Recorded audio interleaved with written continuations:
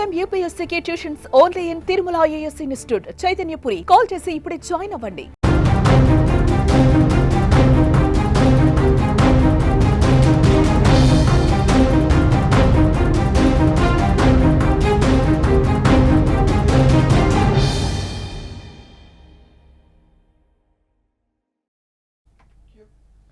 మయన్మార్లో దయనీయ పరిస్థితి నెలకొంది. 2 రోజుల క్రితం సంభవించిన భూకంపం దేశాన్ని అతలాకుతలం చేసింది.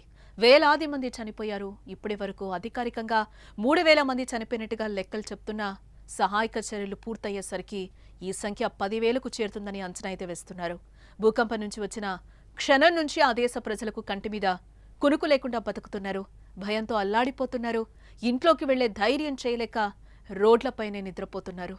మరోవైపు శవాలు కుళ్లిపోయి భారీగా దుర్వాసన వస్తున్నాయి.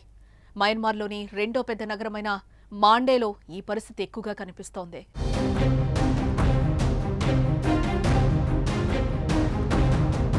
అటు శ్మశాన వాటికల దగ్గర భారీగా రద్దీ నెలకొంటోంది. మాండలేలోని దక్షిణ లాంగికన్ శ్మశాన వాటికల్లో ఆదివారం విపరీతమైన రద్దీ కనిపిస్తోంది. చనిపోయిన వారిని పూడ్చేందుకు స్థలం సరిపోకపోవడంతో ఇబ్బందులు ఎదురవుతున్నాయి. ఆదివారం ఉదయం శ్మశాన వాటిక బయట పార్క్ చేసిన కార్లతో రహదారులు నిండిపోయాయి. మయన్మార్ చట్టాల ప్రకారం మరణ ధృవీకరణ పత్రం లేనిదే మృతదేహాలను ఖననం చేయకూడదు. వందల మృతదేహాల విషయంలో అలాంటి పత్రాలు లేవు. దీంతో సమీప సరస్సు వద్దే బంధుమిత్రులు తమ వారి మృతదేహాలతో పడిగాపులు కాస్తున్నారు. ధృవీకరణ పత్రాలు జారీ చేసిన మృతదేహాలు కూడా శ్మశాన వాటికలో కుప్పలుగా ఉన్నాయి.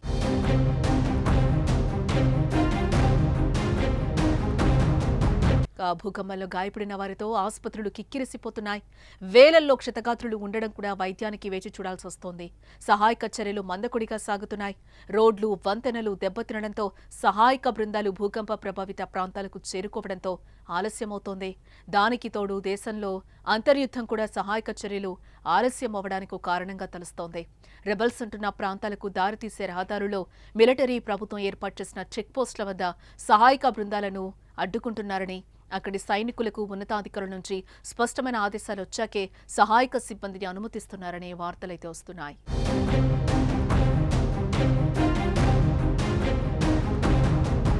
ఇంతటి విపత్కర పరిస్థితుల మధ్య మాండేలో ఆదివారం మధ్యాహ్నం మరోసారి భూమి కంపించింది.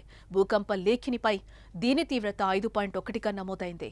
7.7 తీవ్రతతో శుక్రవారం సంభవించిన తొలి భూకంపం ధాటికే విలవిల్లాడిన నగరంలో ప్రజలు కంటి మీద కునుకు లేకుండా గడుపుతుండగా మళ్లీ ప్రకంపనలు చోటు చేసుకుని మరింత భయంతో వణికిపోతున్నారు. మొదట సంభవించిన భూకంపం 334 అణుబాంబులకు సమానమైన శక్తిని విడుదల చేసి వినాశనం సృష్టించిందని స్థానిక భూవిజ్ఞాన శాస్త్రవేత్త జెస్ ఫీనిక్స్ తెలిపారు. ఈ ప్రాంతంలో మరిన్ని ప్రకంపనలు వచ్చే ప్రమాదం ఉందని ఆమె హెచ్చరించారు.